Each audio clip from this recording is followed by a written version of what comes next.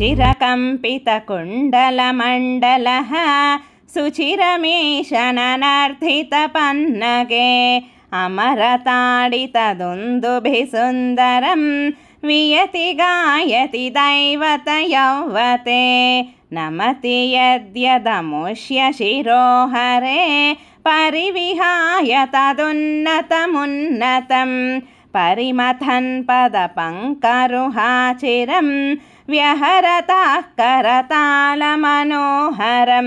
त्वदवभग्नविभुग्नफणागणे गलितशोणितशोणितपाथसि फणिपताववसीदति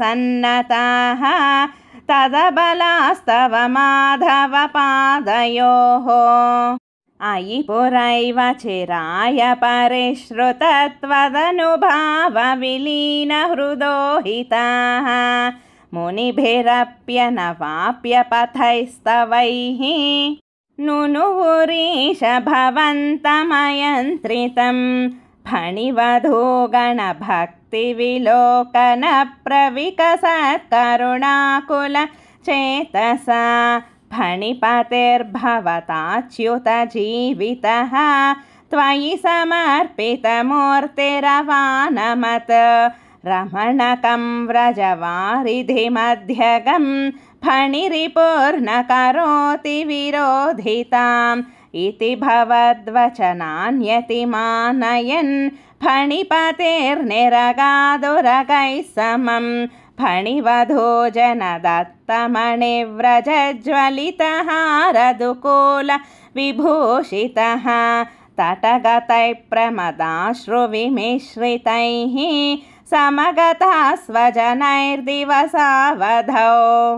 निशिपुनस्तमसा व्रजमन्दिरं व्रजितुमक्षम एव जनोत्करे स्वपति तत्र भवच्छरणाश्रये दवकृशानुररुन्धसमन्ततः प्रबुधितानथ पालय पालयेति उदयदार्तरवान् पशुपालकान् अवितुमाशुपपाथमहानलं किमिह चित्रमयं खलु ते मुखं शिखिनिवर्णत एव हि पीतता परिलसत्यधुना क्रिययाप्यसौ इति नुतः पशुपैर्मुदितैर्विभो हर हरे दुरितैः सह मे गदान्।